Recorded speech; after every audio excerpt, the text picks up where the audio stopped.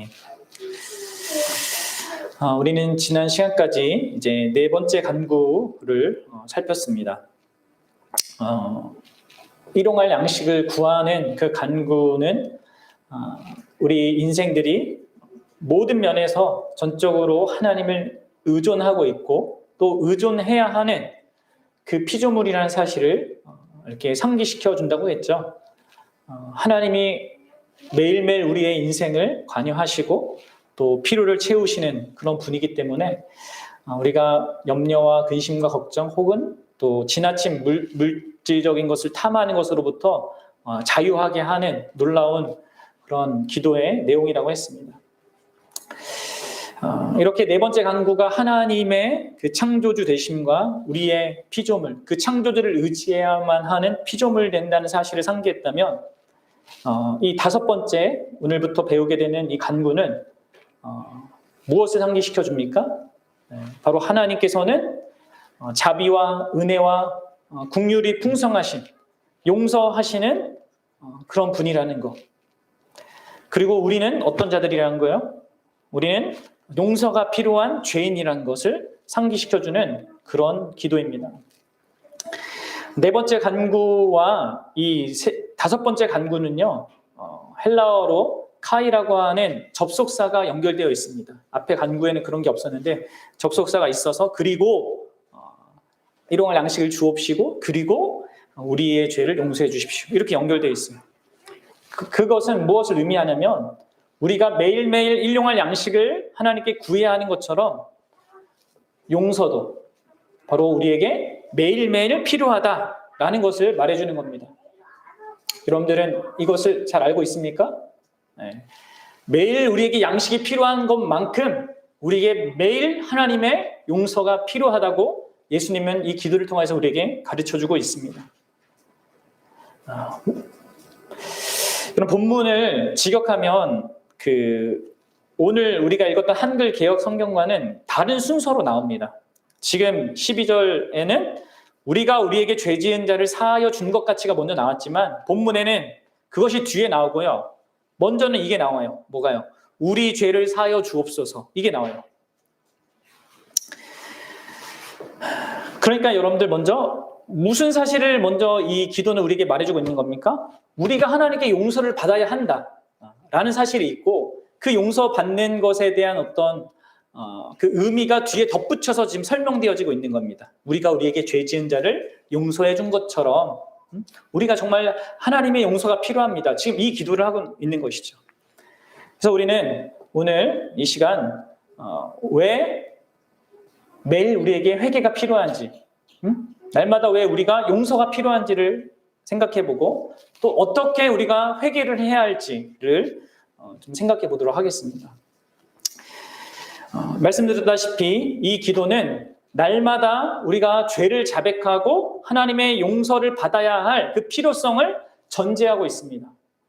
그럼 이 사실 아세요? 우리는 하나님의 용서가 날마다 필요한 자들입니다. 많은 사람들이 이 죄 고백을 하는 것에 대한 이해를 잘 못하는 신자들 가운데 그런 사람들이 많아요. 예수 그리스도의 그 십자가의 은혜로 죄 용서함을 받은 것을 좀 잘못 생각해서 자기의 죄가 용서받아 사라졌다라고 이렇게 생각을 하는 거죠. 그렇지 않습니다. 우리가 예수님의 십자가의 그 공로로 죄 용서함을 받은 것이지 죄가 사라진 것이 아닙니다. 우리 안에 있는 죄가 없어진 게 아니라는 거예요. 그런데 이것을 잘못 이해하면 어떤 사람들은 우리가 하나님께 용서를 받았기 때문에 더 이상 용서를 구할 필요가 없다라고 이렇게 말하는 사람까지 있는 겁니다. 예수님이 십자가에 죽으셔서 단번에 죄를 용서하셨는데 왜 자꾸 용서를 구하냐? 너가 지금 그런 회개 기도는 이제 필요 없다. 이렇게 얘기하는 사람이 있단 말이에요. 기독교 안에도.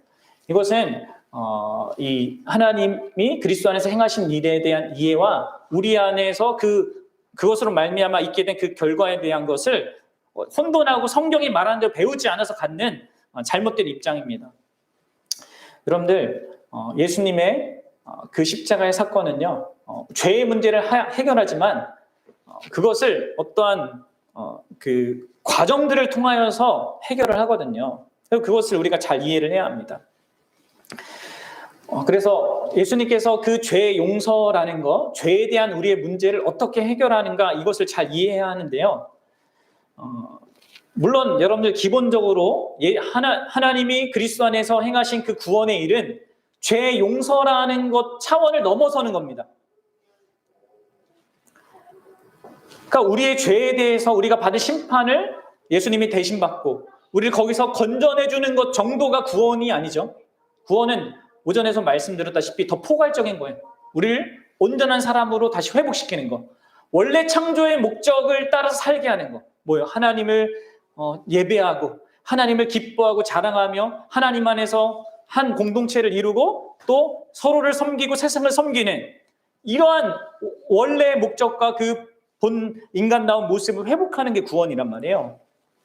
그런데 이제 좁게 우리가 죄와 관련돼서 보면요, 이 구원의 의미를 이렇게 좁게 볼 수도 있는데 이 죄와 관련돼서는 이 구원이 세 가지 측면이 있다는 것을 여러분 분명히 알아야 합니다.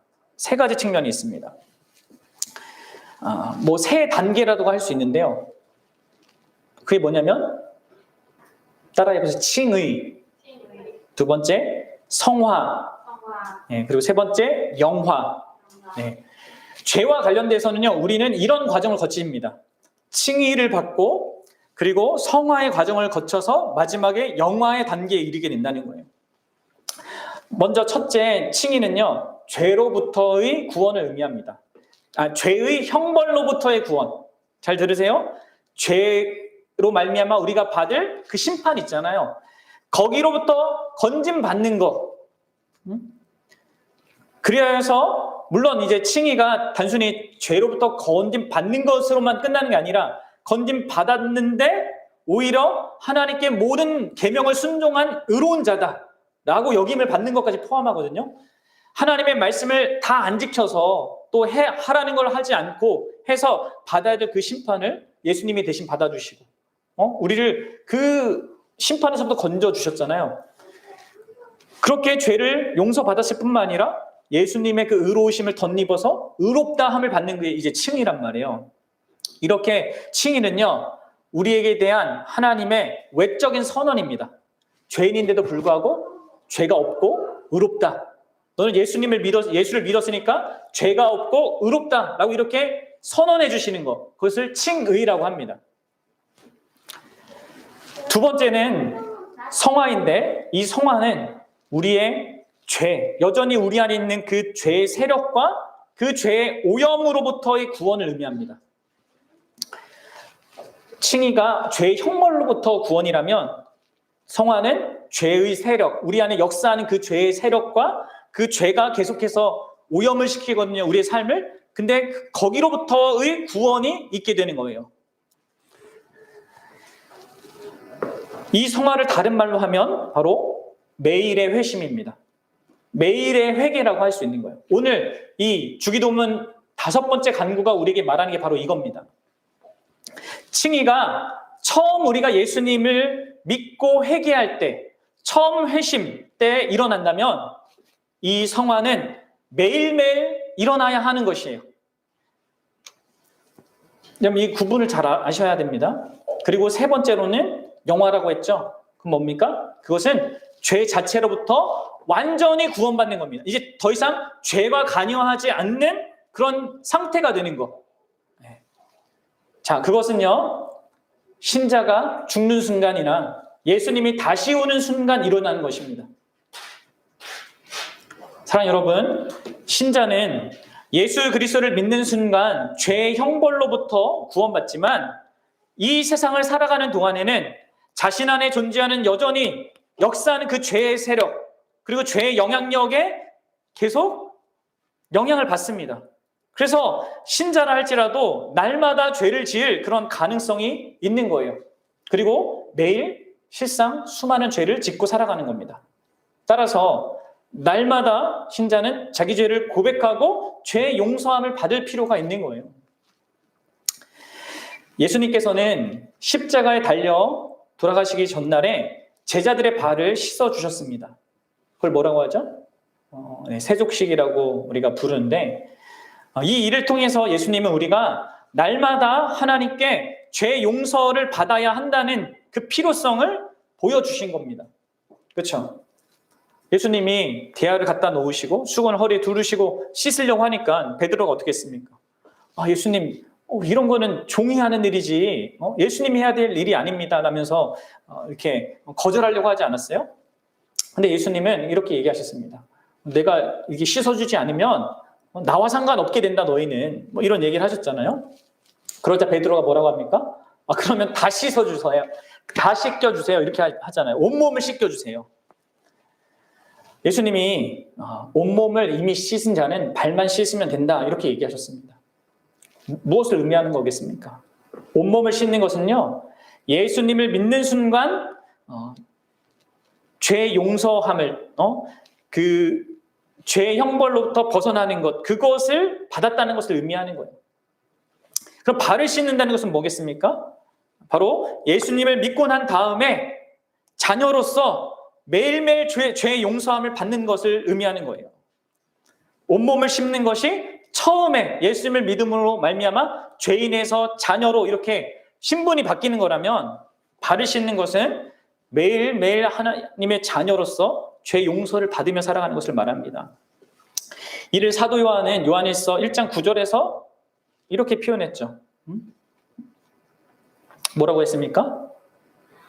만일 우리가 우리 죄를 자백하면 저는 미쁘시고 의로우사 우리를 사하시며 모든 불의에서 우리를 깨끗게 할 것이요. 이것이 매일매일 필요하다는 거예요. 여러분들, 이는요, 우리가 이렇게 죄에 대한 고백을 하는 것은 마치 우리가 외부에서 활동을 하고 나서 집에 와서 들어와서 손발을 씻는 것과 같습니다.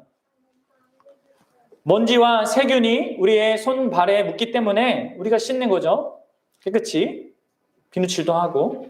그럼 우리의 영혼도 마찬가지입니다. 우리 안엔 여전히 옛 본성이 있고요. 또 세상 가운데는 죄의 영향력이 있기 때문에 우리의 인격, 우리의 감정과 이성과 우리 마음의 어떤 의지가 죄의 영향에 오염되어 있고 더러워져 있단 말이에요. 그리고 이런 상태로는 어떻게 됩니까?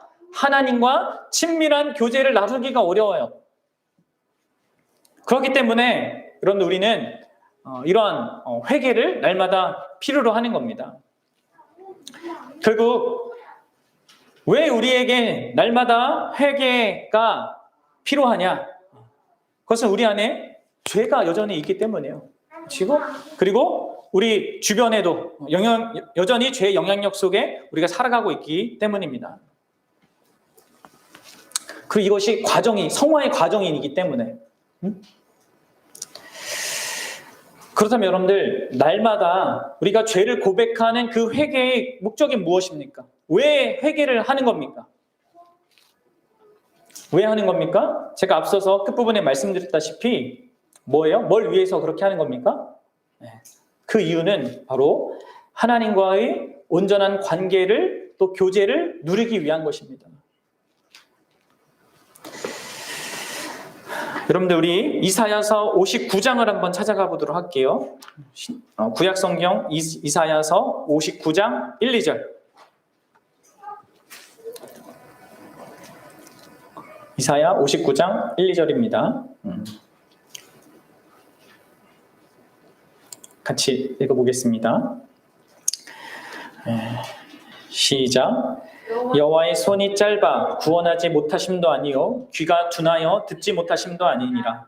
오직 너희 죄악이 너희와 너희 하나님 사이를 갈라놓았고 너희 죄가 그의 얼굴을 가리어서 너희에게 듣지 아니시게 함이니라. 이스라엘 백성과 하나님과 관계가 많이 무너져 내렸습니다. 그리고 이스라엘 백성들은 하나님께 징계를 받아서 지금 고통을 당하고 있는 상태예요. 하나님과 어떤 친밀한 관계, 그것을 위해서 이스라엘 백성을 애굽에서 건져냈고 모든 복된 것, 약속의 땅을 포함하여서 모든 것을 주셨는데 이들이 그 모든 것들을 누리지 못하고 있는 상태입니다. 근데 그 이유가 뭐라고요? 하나님의 손이 짧아서 구원하지 못함도 아니고 또 귀가 둔해서 하나님이 듣지 못하는 게 아니라 죄가 지금 가로막고 있다는 거, 하나님과의 관계를. 그래서 여러분들, 여기에서의 이 죄 고백은요, 우리가 예수님 처음 믿을 때 심판자와 죄인의 관계에서 죄 용서를 구하는 게 아닙니다. 여기에서 이 죄 고백은요, 이미 하나님과의 관계를 맺은 사람이 하나님과의 관계를 더 풍성하게 누리게 하기 위해서 갖는 그런 기도라는 겁니다. 주기도문의 첫 마디가 뭐예요? 하늘에 계신 우리 아버지요.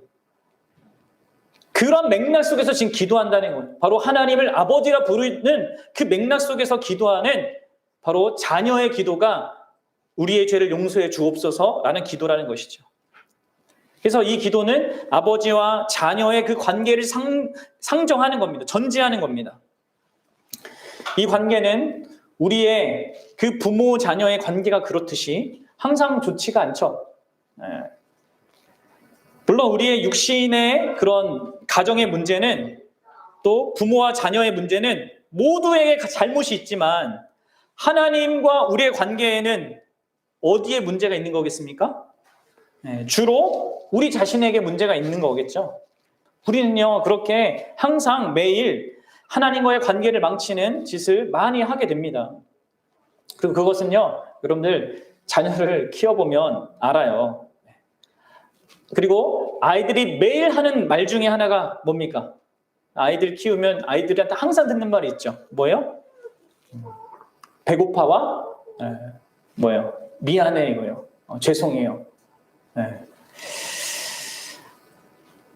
그러면 하나님의 자녀가 되면 매일 해야 하는 말이 그거예요. 배고프다고 하나님께 밥 달라고 하는 거, 양식을 구하는 그것과 하나님 항상 죄송합니다. 하나님의 뜻 가운데 하나님의 원하시는 것 가운데 살지 못한 것, 내 마음대로 산 것, 이기적인 마음과 뜻대로 산 것, 이런 것들에 대해서 항상 잘못을 고할 수밖에 없게 되는 거죠. 이렇게 하나님 앞에 이러한 것을 고백하는 것은요, 이 관계를 먼저 전제하는 것입니다. 하나님께, 그러니까 죄 용서를 구할 그 대상이신 하나님과 있고, 하나님이 계시고, 그 하나님과 내가 맺는 관계가 있고, 그 하나님이 어떠한 분인가를 알기 때문에 그거에 대한 반응으로서 죄 용서를 구하는 것이죠. 그래서 여러분들 하나님과의 관계를 깊이 인식하고 또 그걸 누리고 있는 사람은 자주 회개하게 되는 거예요. 반면에 하나님과의 교제가 거의 없는 사람은 거의 회개하지를 않습니다. 여러분 어떻습니까? 자주 회개하고 있습니까? 여러분 회개는 그 하나님 아버지께서 원하거나 또 원하지 않는 그 일을 한 일에 대해서 그런 아버지의 선하신 그 뜻을 무시하고 어긴 것에 대해서 죄송하다고 말씀드리는 것이고 하나님 아버지의 마음을 슬프게 해드린 점을 용서해 달라고 비는 것입니다. 그럼 그렇게 하고 있습니까? 이웃집 여자가 바람 피는 것보다 그럼 자기 아내가 바람 핀 것이 더 화나는 일 아니겠어요? 마찬가지예요, 여러분들. 하나님이 자기 자녀가 자녀답지 못하고 세상 사람들과 동일한 모습으로 살아갈 때 하나님께서는 크게 슬퍼하시고 또 크게 노여하시는 것입니다. 그리고 그러한 하나님의 진노와 그 노여하심은 하나님과 우리가 누리는 그 관계를 단절시켜요. 여러분 아십니까? 죄가 그렇게 만든단 말이에요.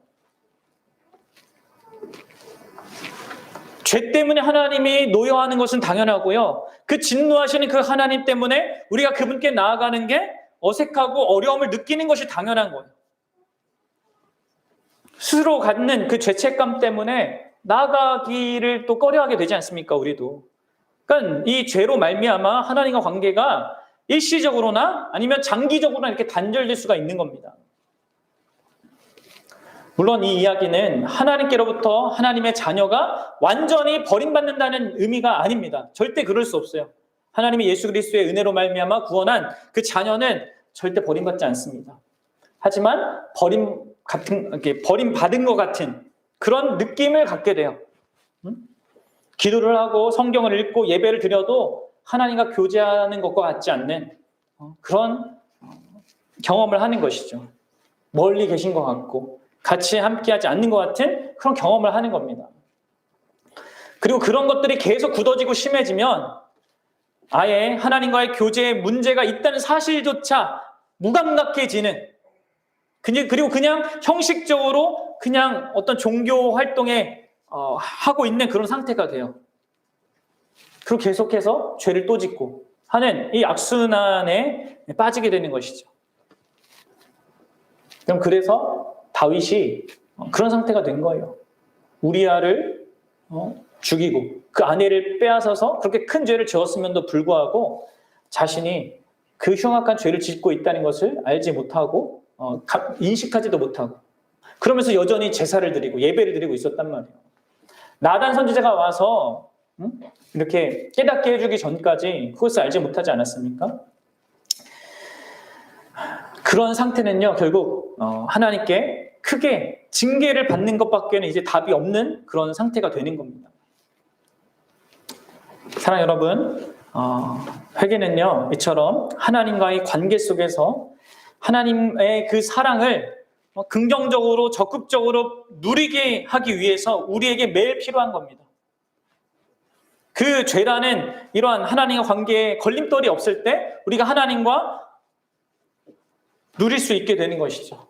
깊은 교제와 그 관계를. 그럼 여러분들, 도대체 우리는 어떻게 회개해야 합니까? 어떻게 회개해야 할까요? 여러분들, 먼저는 무엇보다도 자신의 죄가 하나님께 대한 죄임을 우리는 인정하고 고백해야 합니다. 내가 홀로 죄를 짓든 혹은 타인에게 죄를 짓든 그럼 나라는 존재 자신의 주인은 하나님이시고요. 또 타인의 그 존재의 그 주인도 하나님이십니다. 내 스스로 나에게 죄를 짓든 타인에게 죄를 짓든 우리는 언제나 하나님께 죄를 짓는 겁니다. 죄를 범할 때마다 언제나 우리는 하나님의 뜻을 거역하고 반역하고 무시하는 거예요. 그래서 여러분 우리가 죄를 고백한다는 것은 이것을 고백하는 겁니다. 하나님께 내가 죄를 범했습니다. 이렇게 고백하는 것이죠. 여러분 시편 51편을 한번 또 찾아가 봅시다. 시편 51편. 네. 무슨 기도입니까? 다윗이 밧세바를 범하고 우리아를 이렇게 살해한 그 이후에 나단 선지자의 그 책망을 듣고 회개한 기도의 내용이지 않습니까? 이렇게 다윗이 얘기하고 있는 거, 기도하는 거죠. 51장 4절입니다. 51장 4절. 읽어봅시다. 시작. 내가 주께만 범죄하여 주의 목전에 악을 행하였사오니 주께서 말씀하실 때 의로우시다 하고 주께서 심판하실 때 순전하시다 하리이라. 그럼 보십시오. 지금 다윗이 뭐라고 하고 있습니까? 내가 주께만 범죄했습니다. 주의 목전에 악을 행했습니다. 라고 이렇게 얘기하고 있어요. 분명 이 다윗은 우리아한테 또 밧세바에게 죄를 범했습니다. 그럼에도 불구하고 하나님께만 내가 죄를 범했습니다. 이렇게 얘기를 하고 있잖아요. 뭡니까? 단순히 다른 사람에게 잘못한 그것에 대해서 그 사람한테 한 것이 아니라 그게 하나님께 한 것이다라는 그 인식을 지금 하고 있는 겁니다. 사랑하는 여러분, 우리가 정말 하나님께 죄를 고백할 때 이게 하나님께 한 것입니다라는 분명한 인식을 하잖아요. 그리고 그것에 대한 고백을 하잖아요. 놀랍게도 거기서부터 뭐가 회복됩니까? 하나님이 나와 함께하고 계시다는 것, 그 사실, 그 인식, 그 이해가 회복돼요. 그렇게 회개할 때. 그래서 하나님과 관계가 회복되어지기 시작하는 겁니다. 그렇게 여러분들 죄를 고백할 때 놀랍게도 하나님과 멀어지는 것이 아니라 하나님과 관계가 회복되는 거예요. 그럼 두 번째로 우리는 회개를 할 때 죄의 열매들이 아니라 죄의 뿌리까지 인정하고 고백해야 합니다. 다시 말해서 내가 이런 죄악들을 지어서 죄인이 아니라 죄인이기 때문에 죄를 지었다라고 이렇게 고백해야 한다는 것이죠. 그래서 여러분 다윗이 이렇게 고백한 거예요. 5절을 보세요. 51장 5절. 시작. 내가 죄악 중에서 출생하였으며 어머니가 죄 중에서 나를 잉태하였나이다. 내가 그냥 왕이 돼서 너무 편안해지고 좋아졌으니까 바로 이때에만 그냥 내가 한순간 훅 해가지고 죄를 진 겁니다 라고 지금 이렇게 얘기하고 있지 않죠? 뭐라고 하고 있습니까? 이 밧세바와 우리아를 이렇게 범죄한 그것을 보고 자기를 명확하게 보고 있어요. 아, 내가 죄인이기 때문에, 죄악 중에 출생되었기 때문에 지금 죄를 짓고 있구나. 그래서 하나님 앞에 고백하고 있는 겁니다. 죄의 열매들 있잖아요. 자기가 범했던 외적인 어떤 것을 고백하고 있는 것이 아니라 자신의 그 존재의 그 상태 자체를 고백하고 있는 거예요. 그래서 여러분들, 지속적으로 회개하는 사람들은요, 자신의 명확한 그 본질을 아는 겁니다. 아, 내가 죄인이구나. 그리고 그것을 분명히 아는 사람은요, 그래서 계속해서 회개하는 사람은 다른 사람을 함부로 전개하지 않게 되는 거예요. 아십니까? 그리고 그렇게 내가 죄인임을 아는 사람들, 그리고 다른 사람을 함부로 정죄하지 않는 사람들은 바울의 이 교훈을 따를 수 있는 겁니다. 잘 들어보십시오. 갈라디아서 6장 1절인데, 형제들아, 사람이 무슨 범죄한 일이 드러나거든 신령한 너희는 온유한 심령으로 그러한 자를 바로잡고 너 자신을 살펴보아 너도 시험을 받을까 두려워하라. 여러분 보십시오. 자신이 죄인임을 알고 다른 사람을 정죄할 수 없는 그런 상태라는 것을 아는 사람들은요, 다른 사람을 잡아줄 수 있습니다. 다른 사람의 문제와 다른 사람의 죄에 대해서 도움을 줄 수 있어요. 그러면서도 교만하지 않고 겸손하게 그렇게 할 수 있다는 것이죠. 그래서 여러분들, 우리가 매일 진정으로 바르게 회개를 드리면 그것은 우리의 성품을요, 겸손하게 만듭니다. 그리고 선한 삶을 살 수 있게 만들어요. 옳은 것을 추구하면서 인생이 되게 합니다. 그러면서도 다른 사람을 정죄하지 않는 놀라운 성품을 갖게 되는 것이죠. 그리고 흔히 스스로 옳다고 하는 사람들은요, 다른 사람을 쉽게 정죄를 합니다.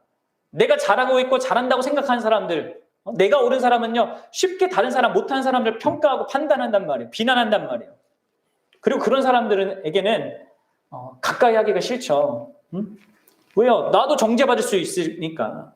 같이 다른 사람을 놓고 막 이야기할 수는 있겠지만 나중에 내가 없을 때 그 사람이 또 나에 대해서 이야기할 게 분명하거든요. 가까이 하기 힘든 거죠.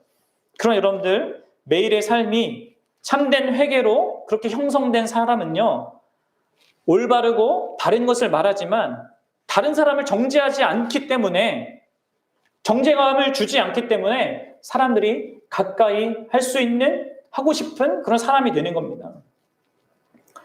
그 사람에게 지적을 받는다 하더라도 그 수치스러운 것이 안 된다는 걸 아니까 오히려 감사히 여기게 되는 것이죠. 그래서 여러분들, 우리에게 참된 회개가 필요한 겁니다. 하나님과의 관계가 온전히 회복되어 누려지는 것을 위해서도 필요하고, 또 우리의 성품이 온전하게 바르게 형성되기 위해서도 필요한 거예요. 그리고 이런 과정으로 우리는 기도해야 되는 거예요. 하나님 앞에 그렇게 우리의 모습을 이렇게 하나님 앞에 지었음을 고백하고 우리가 죄인이라는 상태를 하나님께 아뢰는 거. 여러분, 세 번째로 우리는 죄로 말미암아 받게 될 고통을 피하기 위해서가 아니라, 그 목적을 위해서가 아니라 하나님과의 관계 회복을 목적으로 회개해야 합니다. 이것을 기억하십시오. 죄 때문에 내가 받을 어떤 고통과 고난, 어려움 때문에 회개하는 게 아닙니다, 여러분들. 우리의 회개는 하나님과의 관계 회복이에요. 그럼 구약시대 때 그 사울이 하나님께 버림받은 이유 중에 하나가 뭡니까? 사무엘의 책망을 듣고 그도 나름 회개를 했습니다. 근데 어떤 회개였습니까? 그의 회개는 자기의 명예를 잃고 왕의 그 자리를 잃을까 봐 두려워서 회개했던 거였어요.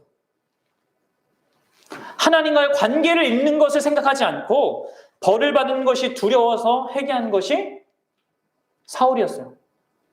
자기 자신을 생각한 거죠, 그냥. 그런데 여러분들, 다윗은, 이 시편 51편 우리가 함께 보고 있는 이 다윗은 무엇을 생각하고 있습니까? 그가 누구보다도 자신이 하나님 앞에 범죄했다는 것을 고백하고 있고, 또 그의 그 회개의 목적은 하나님과의 관계의 회복이었어요. 그래서 시편 51편 9절 보세요. 이렇게 써있죠. 주의 얼굴을 내게 내 죄에서 돌이키시고 내 모든 죄악을 지워주소서. 그리고 여러분들, 11절 보십시오. 나를 주 앞에서 쫓아내지 마시며 주의 성령을 내게서 거두지 마십시오. 12절 주의 구원의 즐거움을 내게 회복시켜 주시고 자원하는 심령을 주사 나를 붙드소서. 이게 여러분들 다 뭡니까? 다 하나님과의 관계, 하나님과의 영적인 그 관계 소통, 이런 것들이 빼앗겨지고 사라질까 봐 두려워서 지금 그것을 구하고 있지 않습니까? 이처럼 여러분 참된 회개는 하나님과의 관계 회복을 위하여서 구하는 겁니다. 그 목적이 그런 거예요. 마지막으로 여러분들 참된 회개는요, 오직 예수 그리스도의 십자가만을 의지하는 가운데 이루어져야 합니다. 이것이 가장 중요한 회개의 참된 회개의 방법입니다. 길입니다. 왜 그렇습니까? 하나님의 용서는 오직 십자가를 통해서만 주어지기 때문입니다. 여러분들 이것을 잘 아셔야 합니다. 회개는요, 우리의 회개라는 행위를 통해서 주어지는 게 아니에요. 용서는 우리의 회개라는 그 행위를 통하여서 주어지는 게 아니라는 거예요. 회개의 진심과 눈물과 열심히 하나님의 용서를 획득하는 것이 아니라는 거예요. 우리가 회개했기 때문에 용서받는 것이 아닙니다. 이거 구분을 잘 하셔야 합니다. 회개는 마땅히 하나님께서 우리가 해야 되는 반응이고요. 용서는 하나님 편에서 주시는 거예요. 기꺼이 그분이 주시는 것인데 뭡니까? 그냥 주시는 것이 아니죠. 죄에 대한 심판과 죄에 대한 그 징계를 당연히 하셔야 되는 분이기 때문에 자신이 그 죄에 대한 대가, 죄에 대한 그 어떤 징계를 친히 감당하시는 것 속에서 우리를 용서하는 겁니다. 여러분들 기억하십시오. 우리가 처음 하나님 예수 그리스도를 믿어서 용서받을 때도 십자가가 항상 필요하고요. 우리의 매일 삶 속에서 하나님께 용서를 이게 회개를 하고 용서를 구할 때도 매일 필요한 게, 항상 필요한 게 예수 그리스도의 그 십자가예요.